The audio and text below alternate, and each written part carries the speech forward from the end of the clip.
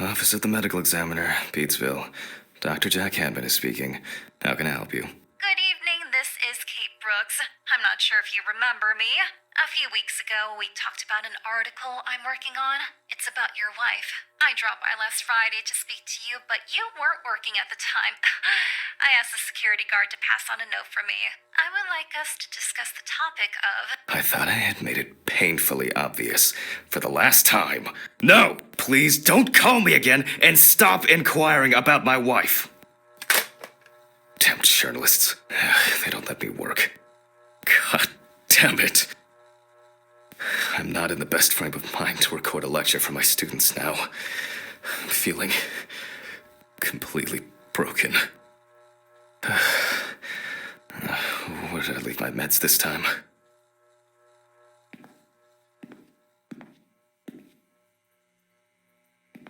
Medical University Diploma. I didn't know then that I would prefer corpses to living people.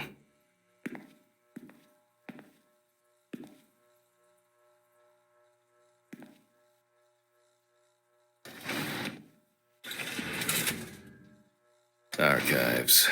Just as lifeless as the corpses they concern. Awful. It would be good to finally repair the coffee machine. Wednesday. It's not my favorite day, although it's certainly better.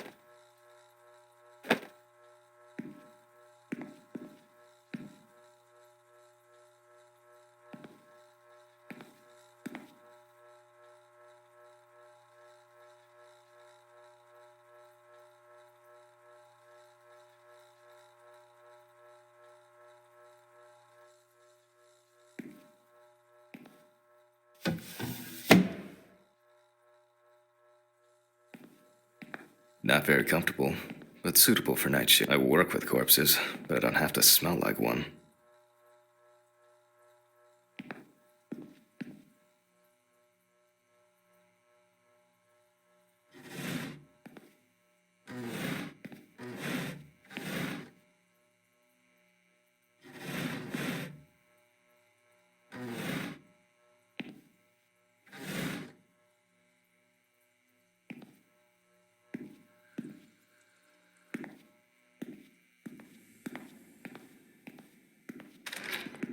This place is starting to look like a hoarder's dream. I don't see any need to mess with the electrics. They are flaky enough as it is. Pills first, Jack. Pills. Pills first, Jack.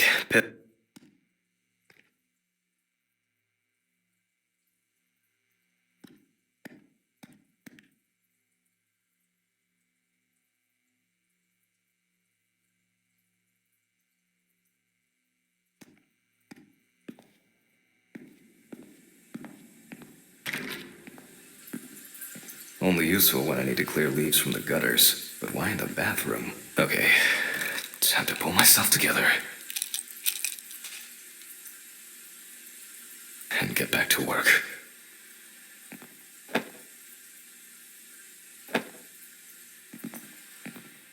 I need to set up the camera first.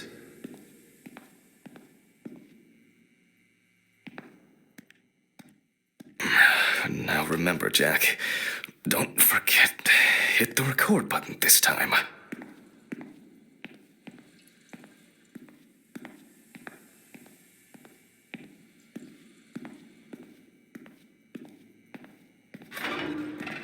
Hopefully the new tripod is going to hold up.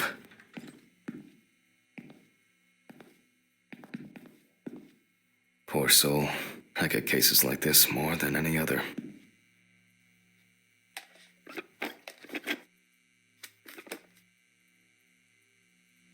Now, I just have to get everything in frame. This should be fine. November 20th. Recording this autopsy. Hello, everyone. Welcome to the autopsy room. Today, you will have the dubious pleasure of following a full autopsy, step by step. For those of you who have already performed your first autopsy, this will refresh your basic knowledge. In turn, I advise not. Let's start. Always wear an apron, mask, and gloves. Goggles are a must when the job is... And it's true that you may end up with diarrhea. Always wear an apron, gauze, and it's... The cadaver is placed a pathetic like... In the process of revealing it is written during your recent and room, so get... Now, onto the police folder. That will contain all sorts of pertinent information as to who the deceased might be, and what potentially happened to them. So, let's take a closer look, shall we? The deceased's name is Tobias Chambers. The deceased was found on the outskirts of a parking lot at a gas station. Signs of libation were found around the body. Empty bottle. He worked most of his life at the local port dealing with unload. The body was noticed by a station. That's it. It's worth remembering the context around the scene of a death. This allows you to better interpret any traces found on the body. I shouldn't start the procedure without gloves.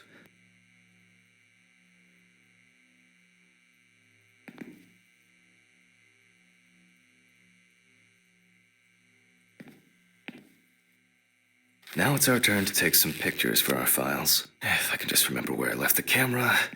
It's in here somewhere.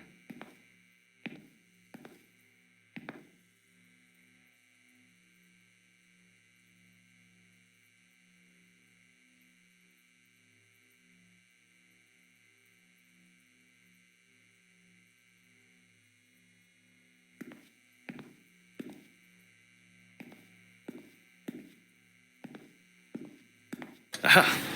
There you are. I knew it was here somewhere. As I mentioned at the beginning, before we begin the internal examination, we need to document the cadaver and the condition it arrived in. We begin with a full body photo. Try and stick to the top-down rule, but this is not always possible. Let's keep in mind it's all about the legibility, not the perfect frame.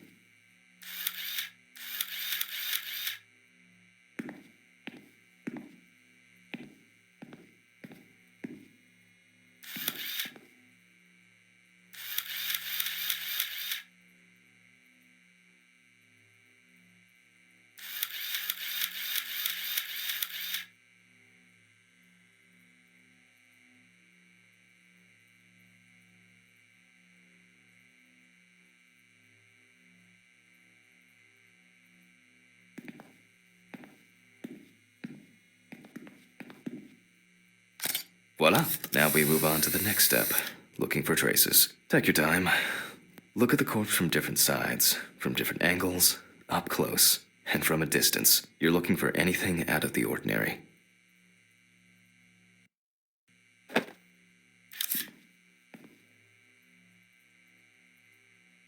Some wounds in the feet and signs of frostbite, probably because the subject's shoes were too small.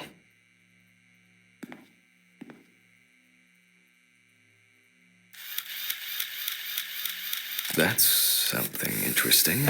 It will be necessary to check whether this injury was severe enough to cause damage to the brain.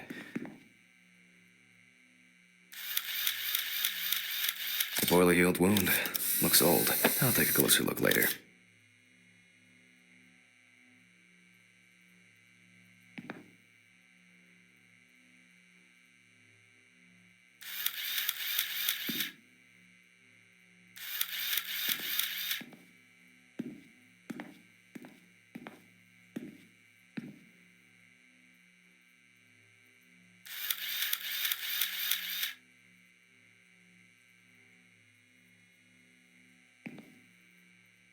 Hardened hands, worn out by physical work, and in a moment, we will check which of our initial observations will be worthy of further consideration. But before we get to that, I need to write down some basic data.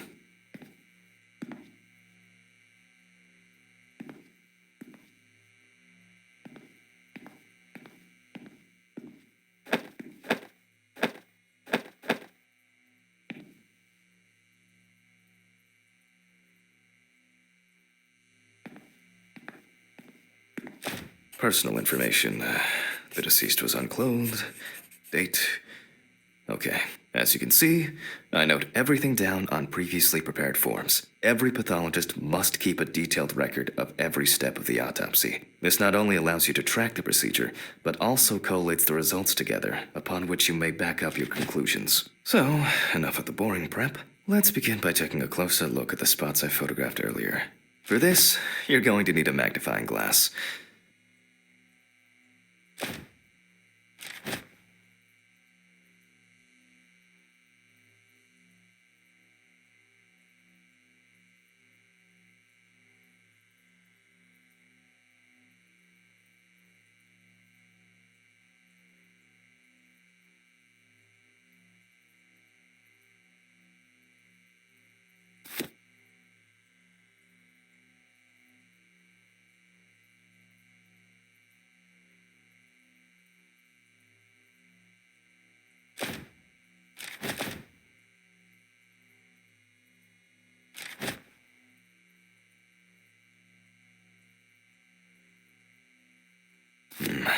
Which spot first?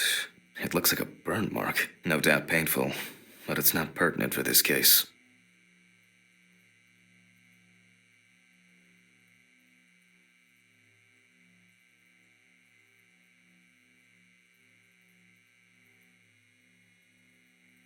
I can confirm the presence of ecchymosis on the deceased man's head.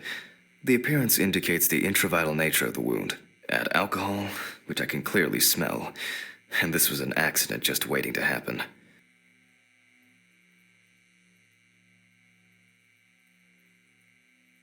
Here we can see frostbite on the fingertips. We can tell by the characteristic skin color.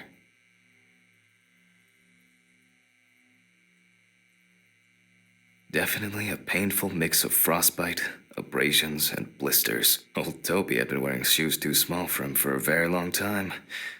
That's if he wore any at all. So far, there are a lot of superficial wounds, but only one serious injury to the head. Let's go back to our notes.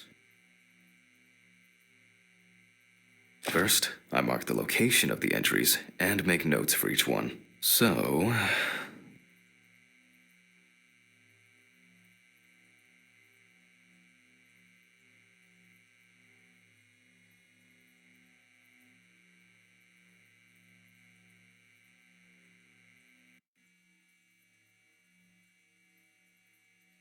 the head wound.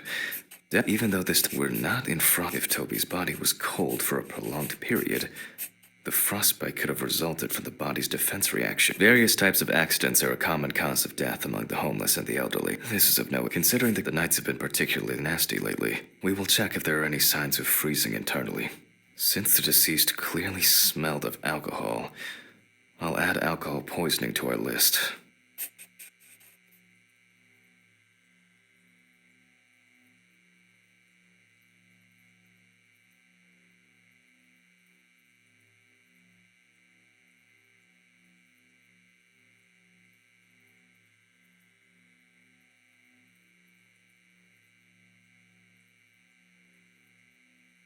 We still have one thing left from the basics, rigor mortis. Well, we take our deceased by the hand, gradually we raise it.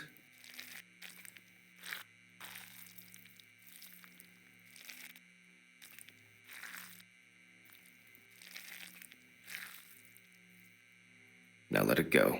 As you can see, the hand falls loose. What's the conclusion? Death must have occurred more than 72 hours ago. The police information appears correct. Head trauma seems the most promising, so we'll start there. For this, I need an oscillating saw.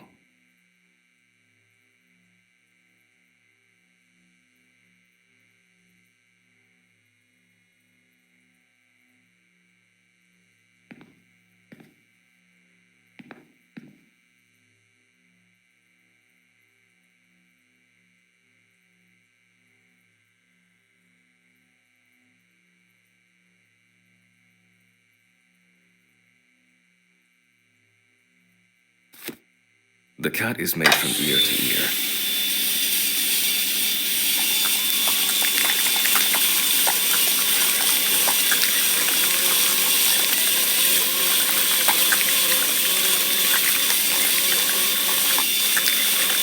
After which, we remove the skin and the top of the skull.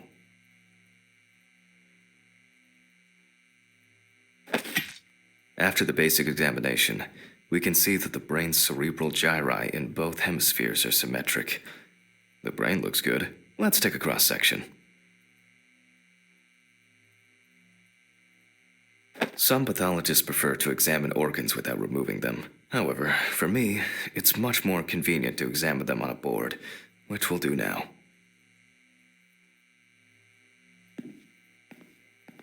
Scalpel, scissors, syringe, magnifying glass, knife. I guess I forgot to clean the knife. Holding a long, narrow blade knife in the dominant hand, we slowly cut the cranial nerves on both sides, all the time pulling the brain towards us.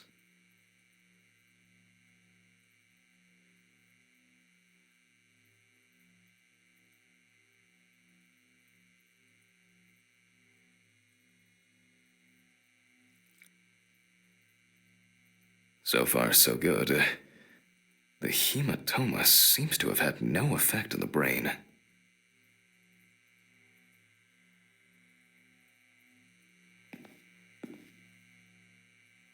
We can rule the fatal accident out as well. Brain is in good condition, so we have no choice but to proceed to the internal examination of the other organs. I grab a scalpel from my kit.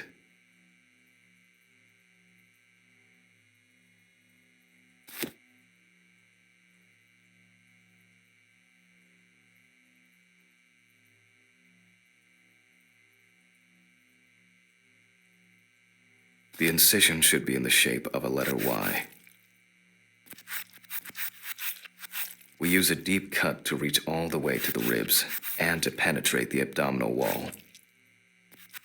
All right, now we peel back and separate the skin.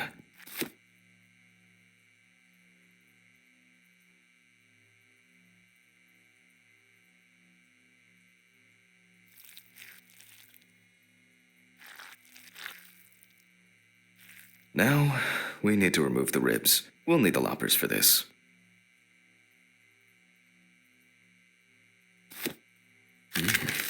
Quite a satisfying crunch, for some anyway. After removing the cartilage tissue, we instantly notice two things. Firstly, there is no congestion of the internal organs. This means that although the deceased was hypothermic, it didn't kill him. Secondly, the deceased smoked like a chimney. So, we should take a closer look at those lungs.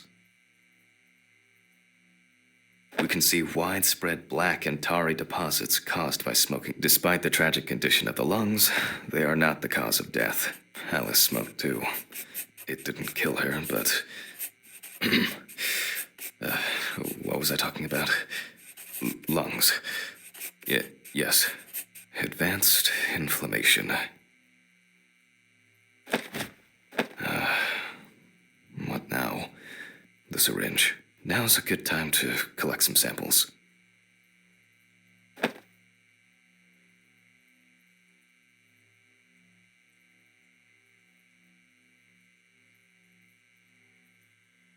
Specifically 3. From the eye, the heart, and the bladder. I'm interested to see the concentration of alcohol in the body.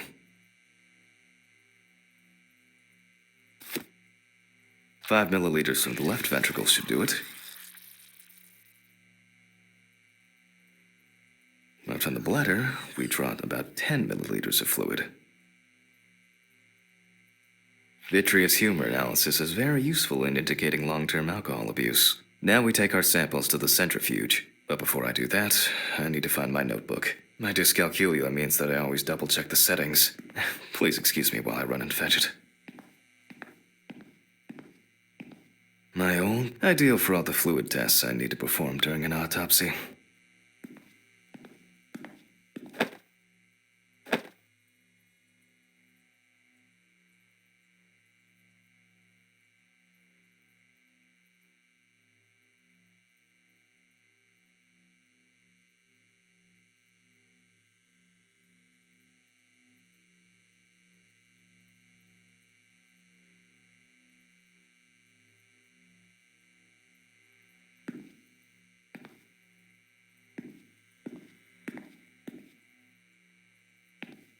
I wasn't sure it would amount to anything, but the World Wide Web has been a blessing for speeding up my work. Poor soul. I get cases like this more than any other. My ideal for all the fluid tests I need to perform during an autopsy.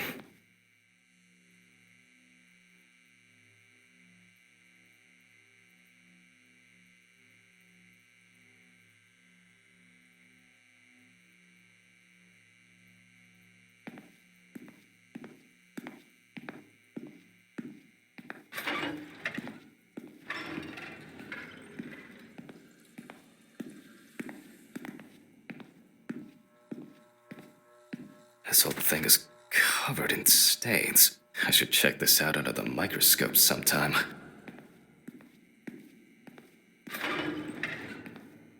Let's get back to the examination. We put all of the samples into the rotor.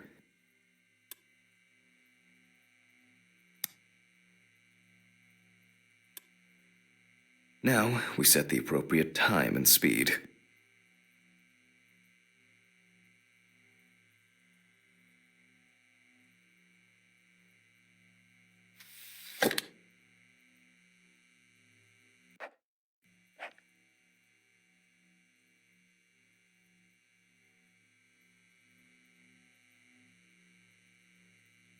A considerable collection.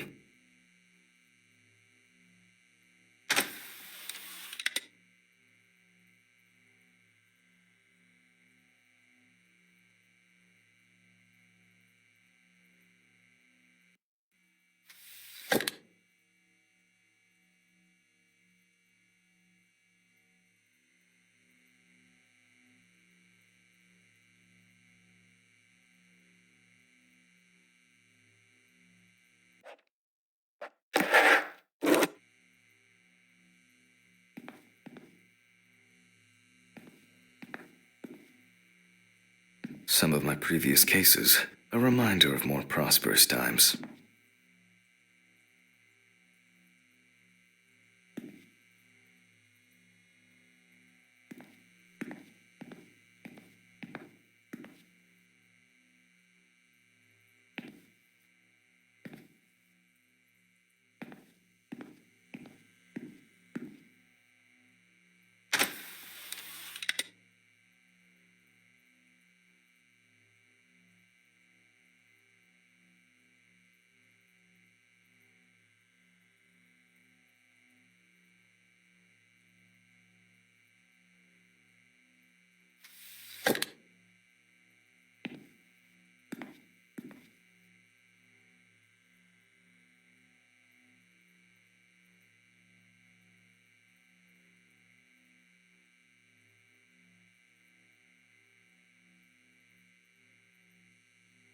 A considerable collection.